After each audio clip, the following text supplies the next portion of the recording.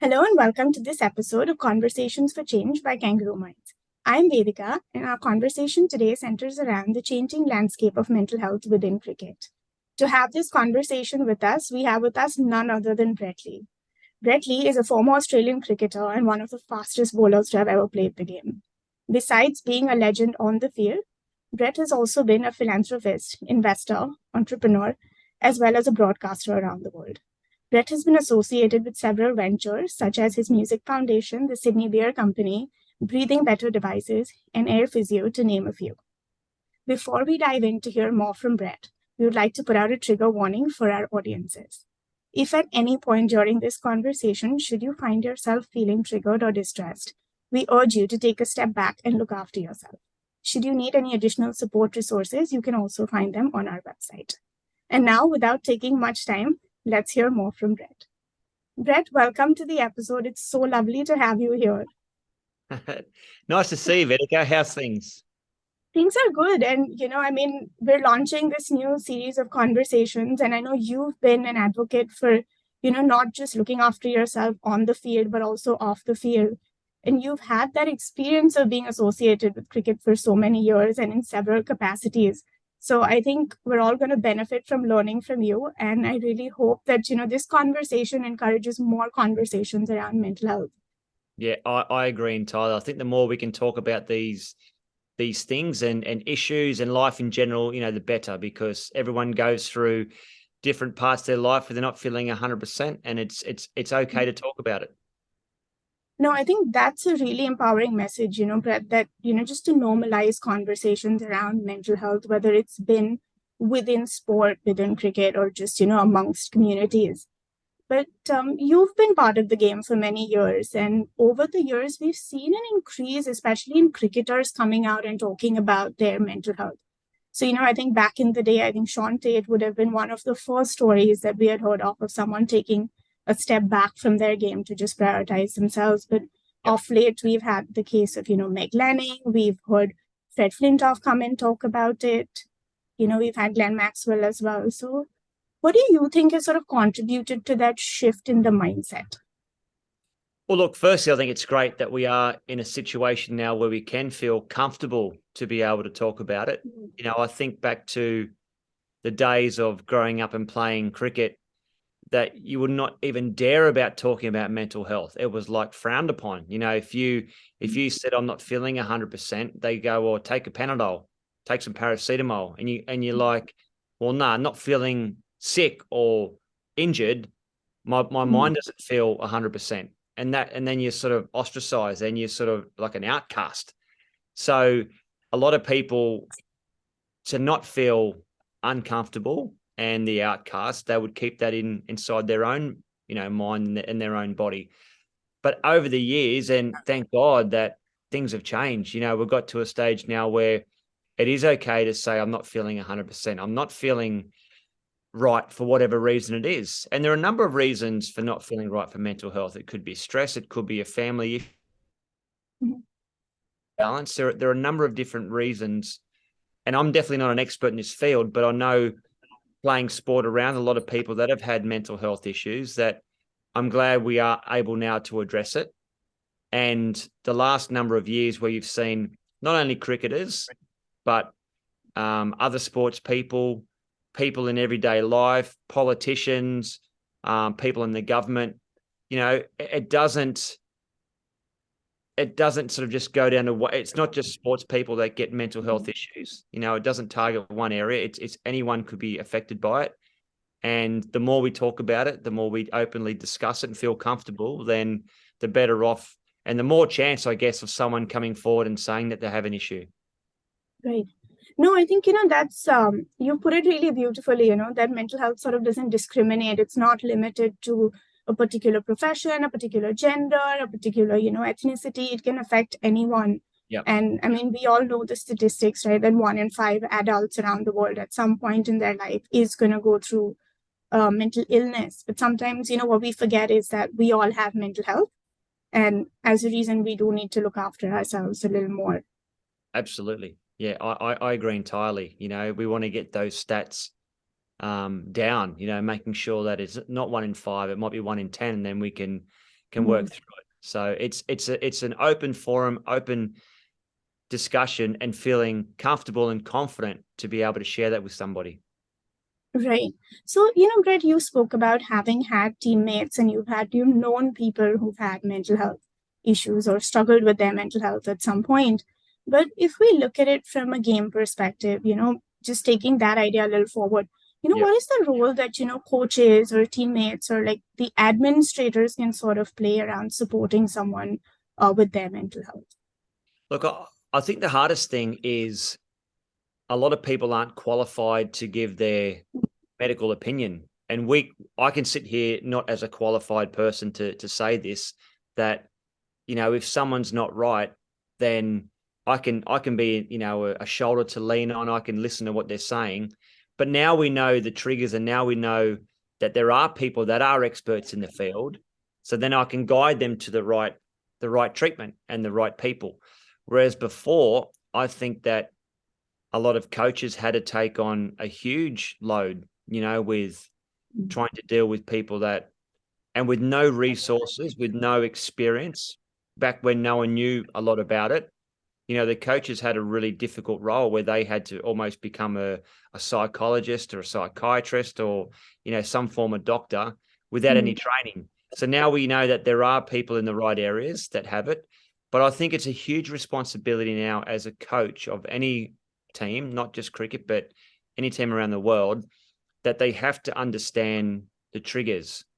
I liken it to, I think all coaches that are handling, groups of people, whether it's children or young adults, should know, some form of CPR.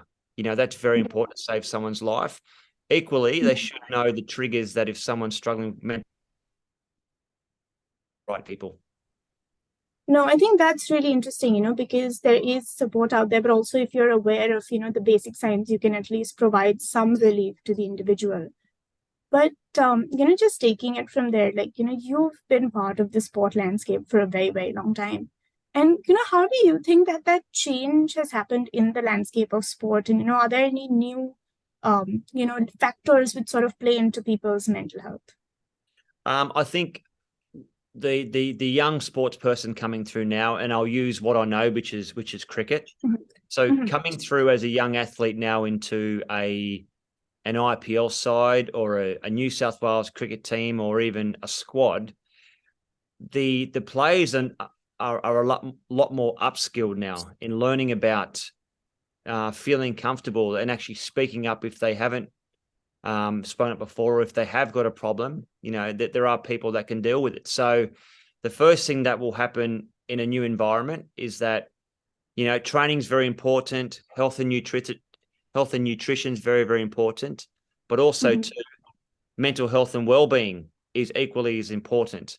So that's now factored into the whole, setup of a young cricket team coming through, which is very, very encouraging to know, because it never used to be like that. So I know with my oldest boy, Preston, who's 16 and a half, the first thing that they do when they join a new team now, they do a health and welfare check, which is great. Right.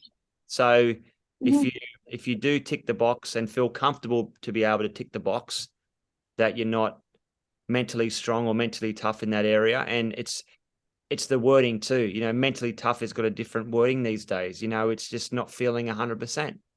And it's how we word it too, because we've got to be careful with the way that you put things into a pigeonhole that they might feel embarrassed to tick that box. So it's mental health, health and well-being, making sure you're feeling comfortable. Right. And I think that's interesting because you've touched upon, the role that our language and sort of the stigma around mental health, how that kind of affects people, because till date, a lot of people feel that talking about your mental health or seeking help for your mental health is sort of a sign of being weak, which Correct. could, hold people back. And you spoke about the fact that there was so much, risk of being ostracized back in the day if you spoke about your mental health or just spoke out that you're struggling. But coming back to the aspect of mental fitness, because we talk a lot about physical fitness, and you've just spoken about how you've noticed with Preston and the teams that he's been involved in that, there is an aspect to mental fitness as well. So how important do you think it is for, cricketers and sports persons in general to look after their mental health and well-being? It's a lovely way to phrase it. It is mental fitness, because mental health, mental fitness, whatever way you want to put that wording out there, it's so important, because we always talk about physical fitness. Now, to be an athlete, you have to be physical fit. Physically fitness, to be physically fit is very, very important. To do what I had to do was to run and bowl fast. But no one ever spoke about mental fitness. So now it's so important to be up here, mentally strong. I always say that when I joined the Australian cricket team, it was 80% ability and 20%, mental fitness and mental strength. Then when you're in the team for a few years, it's almost like it becomes what's happening upstairs. It's how strong mentally you are and how you can deal with those pressures. So that 80-20 becomes 20-80. So it's 80% of that mental fitness and 20% of the ability, because you've got the ability. It's just how can you stay there? So the things that I've learned organically along my journey is what makes me happy. What do I take out of life that makes me happy? So I know the triggers now of when I'm feeling stressed. And yes, I get stressed. Everybody gets stressed. If I'm feeling run down and overworked and it just feels like everything's closing in because you've got so many back-to-back meetings, or you're working every day. Like I'm over here now working on the IPL. I love it, working every single night. They're long days. How do I keep my mind fresh and my mental health and mental fitness healthy? For me, it's this. I have my guitar, and I know I won't play it and embarrass myself, but that is my way of getting away from everything and just zoning out. So in a way, I'm trying to say, find what makes you happy away from general work. Find what you need to have your time. Everyone needs their time. Now, whether it's for 5 minutes, 20 minutes to meditate, to go for a walk, do some exercise, that's all mental fitness. And that's about looking after yourself and giving yourself that time that you actually need. Right. So, Brett, you've already answered my question. I was going to ask you, how do you look after yourself? But, another thing we're seeing in today's time is social media, and social media has become absolutely brutal, right? We're lucky that it wasn't such a big thing back in the day, but, today you'll have armchair experts, you'll have trolling, you'll have all the memes, everyone just feeling that anonymity sometimes that social media gives you, that, hey, I can just go and abuse someone or, threaten someone or just say something nasty on social media because, I don't know this person. So how do you feel that sort of takes a toll on someone's mental health and well-being? Look, it can definitely take a toll. We've seen it 100% can take toll on people that aren't in the right space to deal with that. So my advice to your listeners would be, social media can be the greatest thing and can also be the worst thing ever invented. If you use it correctly and you use it and don't take it too seriously sometimes, then it can be a wonderful tool. But we know this thing here, the phone and the phone camera, can be the best and the worst thing ever invented. And I'll talk about social media briefly. If you haven't got the guts to say something to someone, to someone's face to face, don't say it via a text or a tweet, on social media. In other words, don't be like a keyboard warrior, and understand that your actions and your words can actually be harmful to people and can hurt people and make people feel upset. So if you're going to send something, have a think about before you press send, and think about the ramifications of what can happen at the other end and how people read it. Now, the easy option is, as a person, you could say to them, well, don't read your messages. Don't be on social media. If you feel vulnerable, then maybe that's not for you. And that's also very good advice that I've been taught as well. If you have to be on social media for your job and for whatever it is, maybe turn your notifications off, turn off the messaging. So that, there are implements in place and things in place that can block you having to read what they're writing about it. But it's almost, that's the back end, but how do we get to the forefront? And what I'm trying to explain is that if you're a person that is sending tweets and messages via social media that will offend someone, have a think about it. And are you making a right choice? As I said, if you can't say it to their face, don't say it via a keyboard. Right. And I think that's really interesting, right? Because sometimes I feel that on one hand, there's so much public scrutiny around athletes and, cricketers today, and I will come to that. But on the other hand, there's that whole anonymity of social media that, we feel that sometimes we forget that even like they're human. So, if you're saying something, it is going to hurt them if they by chance happen to read it. Correct. And everyone's human. And if you constantly put someone down, well, then someone's going to feel upset. That's human nature. Everyone be told that they're worthy of whatever job that they're doing. No one wants to be constantly told that they're not good enough. And as I said, there are some measures in place that you can do in order not to feel that or to hear that or to see that or to read it. But yeah, it's more so from those people that choose to send those messages. Just have a think about it. And if it was you reading those messages written about you, would you like it? That's really true, to sort of put yourself in the shoes of the other person, sort of cultivate that empathy before you just put something out onto the internet. But talking about public scrutiny, right? Like, I think somewhere social media has sort of blurred that line between like this is a celebrity and this is, me, the common person. And we feel that because we have a lot more access, cricketers and sports persons and public figures are open to a lot more scrutiny on social media. And just generally, right, wherever you go, it's like your life is just out there for everyone to comment on and evaluate and have an opinion about. So do you think somewhere that public scrutiny coupled with, the stigma which still exists around mental health and also notions around toxic masculinity, especially if we talk about men talking about their mental health, do you feel that contributes to people not being able to talk about it?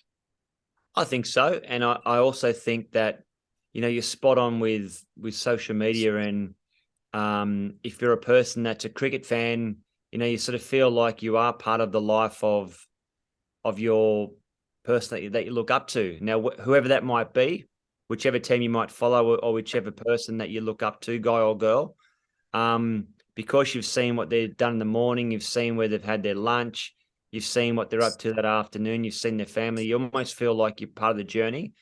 And that can be also good and bad. So that all comes down to how much you also want to give away. And you've met my family, we've caught up so many times over the years. That from my end, I don't put my family at all on social media. It's only been less than a handful of times I've ever posted something to do with my family, because for me, that's my private life. And that's why I want to keep it private. With work and sport and commentating and broadcasting, that's my job. And I enjoy letting people into that part of my life. So, the sort of, it has changed with the way that we perceive things now.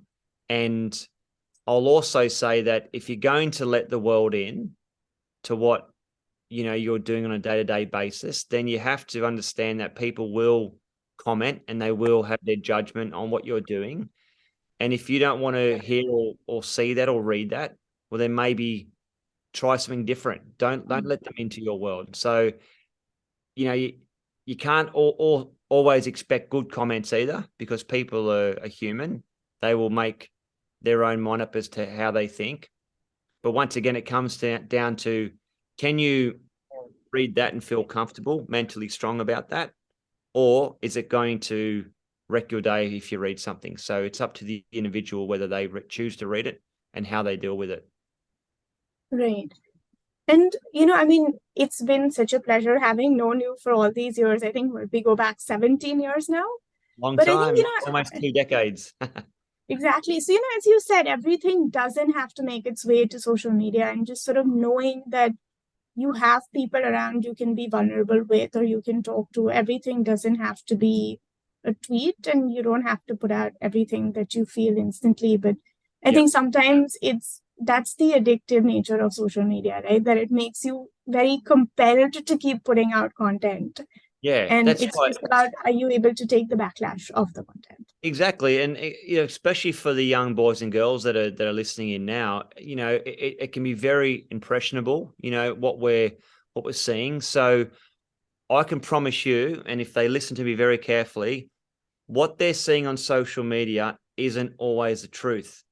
Mhm. So a lot of people will choose to embellish their livelihoods to make them feel better. Now, inside, that could be their way of saying, I'm on the best holiday in the world, and look where I am, and look at this amazing view, and look at the boat I'm on, and look at the jewelry I'm wearing.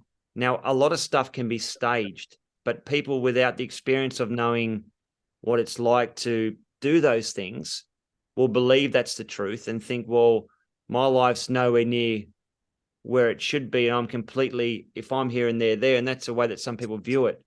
But I can promise you, a lot of people live this fake life and trying to look better than what they actually are. So social media is a way to embellish a livelihood. So my advice would be to a lot of people too, don't always believe what you see. And there are filters these days. So there are people that want to appear that they're slimmer than what they are. There are people that want to appear that they've got better facial features than what they are. There are people that want to appear that they're bigger and muscular than what they are. It's not always the case. So you got to be comfortable in your own skin. You got to be comfortable of who you are and love who you are. Have a real close group of friends. You don't need 1,000 friends, and you don't need social media friends to make you feel good. Have a good core group of friends. I've got friends that from when I was, my best friend's my cousin. So Mhm. he was born. I'm 2.5 years older than him, but have people that you can trust. And as you said, to be able to talk about vulnerability and to feel confident and comfortable, knowing that they've got your back. So that's how I live my life, and that's how I believe I get through being, mentally and physically fit, is because I Mhm. have good people around me that are honest with me and that love me for who I am.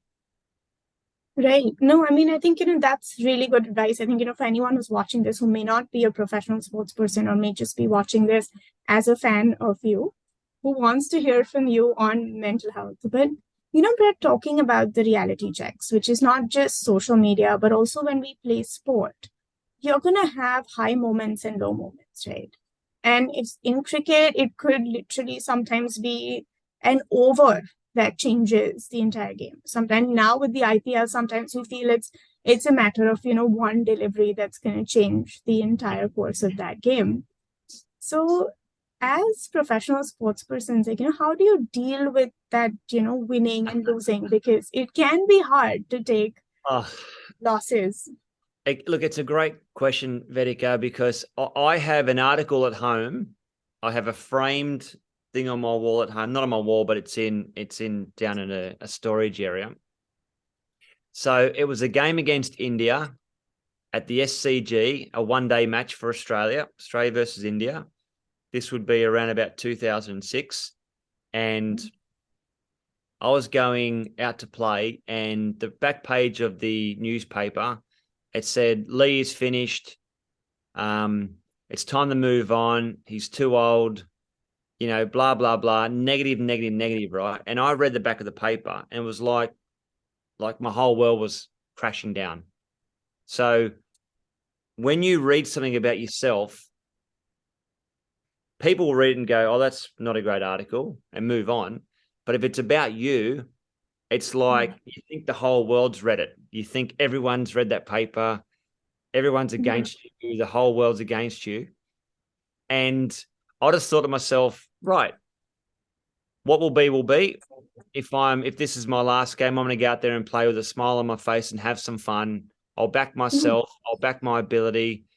And look, I wasn't playing the best cricket. I knew deep down that I had a pretty poor run of form, but form goes like that. You're not always doing it Exactly. your whole life, right? Form is up and down. It's the same as your life. There are ebbs and troughs, ebbs and flows, and ups and downs. But I remember going out and we needed 6 off the last 2 balls to win. And I smacked the ball. I went for 6 and we won the game. And, everyone's cheering in the ground at the SCG. Next day, the back of the paper, the same paper, 24 hours later, Lee, the legend, saves Australia. This guy's our future, and I thought, how fickle can the media be sometimes? And now that I'm in the media from a different point of view, and I put these 2 articles together, one, I was the worst in the world. The next, I was the hero of the team. And that happened in 24 hours. And if I didn't have that right mindset to go out there and play with freedom, then that wouldn't have happened. So everyone goes through ups and downs. So if the people that are listening in, your fans listening in, the viewers, the best cricketers in the world or the best athletes in the world or the best whoever they might be, everyone has tough times. Everyone goes through ups and downs. Everyone feels sad sometimes and feel like having a cry or, feel like they're not worthy. But that's part of normal life. It's how you deal with that and understand that you are normal. If you're feeling these things, you're normal. And if it gets to that next level, well, then you got to go and see someone and share those memories because, there could be a different reason behind it. And as I mentioned, those things. So, Brett, with cricket, like we know, especially with international cricket, there would be times when, you're out of home, you wouldn't see your family. It's almost, 300 days. I remember you've been through that time as well, back in the day when we didn't have all this Zoom and social media and, all the tech that's available. But off late, I think recently there's been an article about, Pat Cummins talking about burnout that comes with playing international cricket. And I'm sure you've experienced, how strenuous those kind of tour schedules tend to become. So, how can someone sort of balance out their professional life as a sports person while also looking after their mental health and focusing on things that matter? Well, look, burnout is very real. And I think also too, it's not just happening now, it was happening before, but people didn't know about it. So we're Exactly. the great thing that we're experiencing now is that mental health hasn't happened the last 5 years. People with mental health issues hasn't happened the last 5 years. This has been going on for God knows how long. But it's because we're understanding more about it. We're better researching things now that we actually know about it. So it's not like it's all just gone bang, this has all happened. And I'm sure there are other things that have triggered things with social media and different things that have happened that will increase it, of course. But for me, the whole burnt out thing is, once again, going back to the reason why you're doing what you're doing. Find a job you love and you'll be better at it than you would be if you didn't enjoy it. And if you're away for 300 days a year, that's what you have to do as an elite athlete. Well, then find a time to take your loved ones on the tour with you. Find a time to have your time. Find a time to separate your job. In this occasion, it's cricket, and do something. Find another hobby. If you're a Farangi, as I always am coming to your beautiful country, try and learn some of the local language. Try to do something, educate yourself, do something different.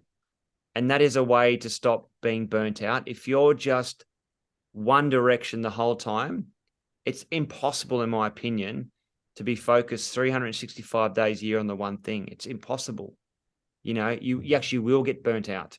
So have other interests, have good people around you, and exercise. Now, for me, anyone that is in an office job and that's feeling lethargic and, sad and unhappy and like, exercise can definitely help with that. So it's having a healthy, balanced lifestyle and good people around you. And I find, and even now that I've been exercising a lot more regularly now that I've got the opportunity, you always find the opportunity, make the chance to do it because you feel so much better physically and mentally. Right. Brett, I have to say two things. One, you've become more Indian than most of us have. With all the time that you've spent in India, you've done a Tora tora Bollywood Hindi, tora movie. tora. Absolutely. You've done a Bollywood movie. We've seen you in a Bollywood song. And I think, the love and admiration that you have for this country and also what everyone has back for you is something, you rarely see nowadays. And I can say it, having known you for so long, you are very, very authentic on social media. We're not one of those who's a chronic oversharer per se. But I think it's more important, as you said, to be real than just get caught in the whole real life that we see online. Thank you. But you've spoken about something today, which is, we've seen a drastic shift in how mental health has been spoken about, particularly within, if we just look at cricket, if not sport in general. Yeah. And sometimes we forget that this is not a new phenomenon. As I said, if 1 in 5 people will struggle with a mental illness, Yeah. 5 in 5 of us still have mental health. And that's not something that came up in the pandemic or just pre-pandemic. Yeah. It's been there as long as, we've existed and as long as we've had a brain inside our head. Yeah. We've all had mental health. So do you feel that, sports persons coming out and talking about mental health, how do you think that's going to impact wider communities? It's going to be so good to have role models come out to speak about what they're going through and sharing their stories, because people then realize, are you saying that sports people can have issues as well? And we're like, yes, everyone can. This doesn't discriminate. So when the young 13 or 14-year-old boy or girl in India sees an Indian cricketer come out to say, I haven't been feeling that well lately. I'm going to take a break from cricket. I'm going to take some time to get my mind right, to get some advice, to go and see someone, a specialist, and get back to a healthy mind. Mm-hmm. That is a great opportunity for a young person that's very impressionable to go, oh, okay, so it's not just me. So all these lovely role models that are coming out in every walk of day life that can share their experiences is so healthy. It's so good. I'm an ambassador back home in Australia for Gotcha for Life, which is men's health and mental health. People that are going through the exact same stuff as what we're seeing over here in India. And that was the first comment about, you don't feel 100% every single day of the year, and that's okay.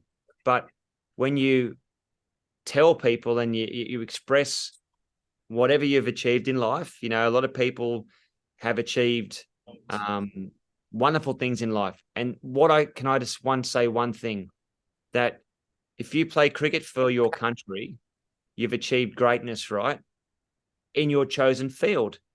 But if your dream is to play 5th grade cricket, or you want to work the local grocery store, or you want to be, a person that drives a car, if that's your dream and you've achieved it, you have achieved greatness. Mm-hmm. So you don't have to play for your country to achieve your dream. And that's the thing. So a lot of people think, I've got to play cricket for India, otherwise I'm nothing. It's not the case. Find what your passion is, find what your job is. Like exactly what you're doing here, you have achieved greatness because this is what you've been destined to do, to help people, to have a voice. You are a voice of so many people that are listening, to this podcast right now and this forum. So don't think as a young kid coming through that unless you're a Bollywood star, unless you're a cricketer, you've made it, because it's not the case. Brett, you've been very kind, and I know we've taken a lot of time. You've shared a lot of advice, but just to sort of have a closing word with you, if you could share one piece of advice to someone who might be watching or tuning into this today, who's having a hard time with their mental health, what would that be?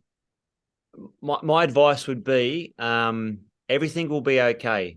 So the sun will come up tomorrow, no matter what you've been through, no matter what you believe is weighing you down. And you might feel like you are at the bottom of the pit. You might feel that you are below rock bottom. There are people that love you. There are people that care for you. Go and get some advice. And I always say, aram se, just relax, take a breath and get the right advice, because there are people that love you and actually want to care for you. So when you feel your lowest of lows and you feel stressed and, think that the world's ended and everyone's against me, just press pause for a second, because tomorrow the sun will come up and you have to be a part of that. You want to be on that journey, get yourself right, because there's no point making a rash decision about something when you're not in a space to do that. And that might be, I'm over it, I'm sick of my job, I'm quitting my job, for example. Before you do that, just take a breath, take a moment, pause, have some clarity in your mind and think about what's the next best thing. But the sun will always come up tomorrow. And when you wake up, if someone offered you today one crawl and give you a crawl and say, would that make you happy? A lot of people go, yeah, that would make me so happy. But what if I told you I will give you a crawl, but you can't wake up tomorrow? Would that make you happy? And they would go, well, no. So what I'm trying to say is that money doesn't buy happiness. So when you wake up in the morning and you think, I've woken up and I have my beautiful life and I've got my beautiful people around me, you should wake up with a massive smile on your face thinking, right, let's start the day off and let's have a plan. Have a plan. Have something that you want to tick off. If you're like in the morning, tick that box. Have little things to do that you can tick off each day. And once you get into some good rhythm and some good routine with some good people around you, you'll be in a very good space.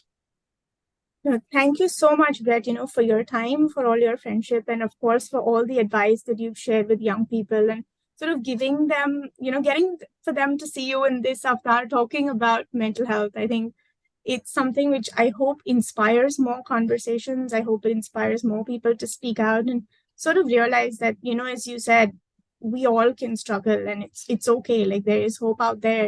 It Yes. gets better. Yes. So, even our worst days only have 24 hours. And it's going to start again. The sun comes out again and we'll get there. So thank you so much for being here today. I really, really appreciate your time. And for anyone, thank you so much. And well done, and keep up the great work. And as I said, we've known each other for 17 or 18 years. And the way that I've seen you blossom into a young adult now, and what you have achieved is outstanding. So congratulations to what you've achieved too, Vedika. You've done such a great job. No, thank you, Brett. I mean, I really, really, I don't know what to say, but having your support all through, having you here today for this conversation, it really, really means a lot. And I hope, we see more role models for this cause come out just as you have. And for anybody who's, as I said, watching or listening today, if you're having a hard time with your mental health, we hope that you know that there's always help out there. There's always hope and it gets better. So you don't have to go through this alone and you deserve to feel better. I'll leave you with one thing. Now, this has proven that the muscles in your face, it takes more muscles to frown. It's easy to smile. Put a smile on your face and the day will be good. Thank you, Brett. I'm sure everyone after listening and watching to this will be smiling after all the advice you've shared. And till next time, please stay well and stay healthy. Thank you.